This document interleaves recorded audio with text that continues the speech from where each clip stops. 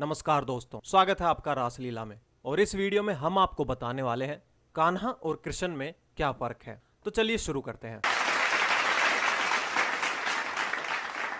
इस जन्माष्टमी महोत्सव में भजन गाकर पंडित शिव कुमार और अन्य कलाकारों ने हमें भक्ति के सागर में डुबो दिए हैं। मैं आपकी ओर से उन सबको धन्यवाद करना चाहता हूं। अब मैं प्रिंसिपल निर्मला देवी को स्टेज में आमंत्रित करता हूं। आप उन्हें जोरदार तालियों से स्वागत करें।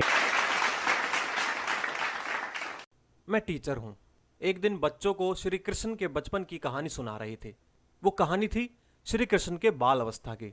इसलिए श्री कृष्ण को कान्हा के नाम से उस कहानी में पुकारा गया।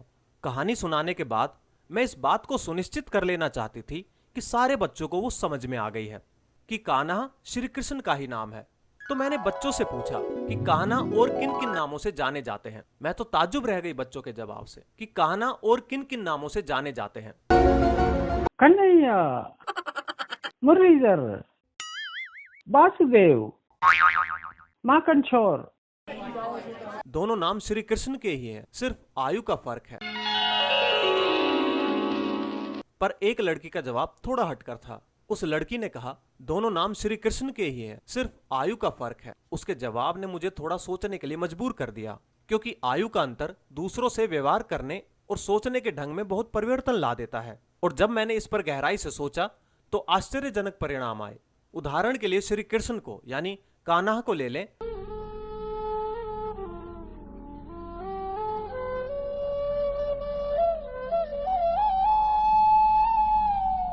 तो वो बचपन में गोपियों के नहाते समय उनके वस्त्र छुपा देते थे।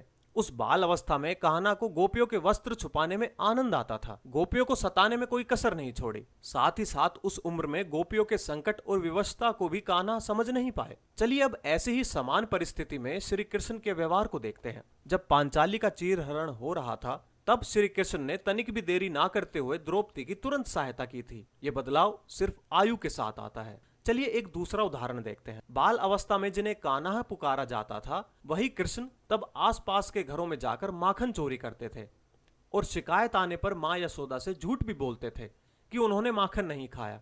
बाल अवस्था में तो उन्हें मटके फोड़ने और लोगों को सताने में भी आनंद आता था। और जब आयु के अंतर के साथ श्री कृष्ण कहलाए, तब उन्होंने गीता का उपदेश भी दिया। क्या ये आयु का अंतर इस बात का प्रमाण नहीं है कि कान्हा और श्री कृष्ण में कितना फर्क था? एक बात यह भी सच है कि बचपन में हम जिन बातों को अहमियत देते थे, उन बातों की अहमियत आयु बढ़ने के साथ साथ कम होने लगती, और जिसको हम बिल्कुल भी अहमियत नहीं देते थे, वो बात अब बहुमूल्य लगती है। तो दोस्तों, आपको ये वीडियो कैसी लगी हमें कमेंट करके जरूर बताएं, और इस चैनल को सब्सक्राइब कर लें और साथ में दिए गए बेल आइकन को भी दबाएं, ताकि आप देख पाएं हमारी वीडियोस सबसे पहले। तो मिलते हैं आपसे अगली वीडियो में। तब तक के लिए कर बद नमस्कार।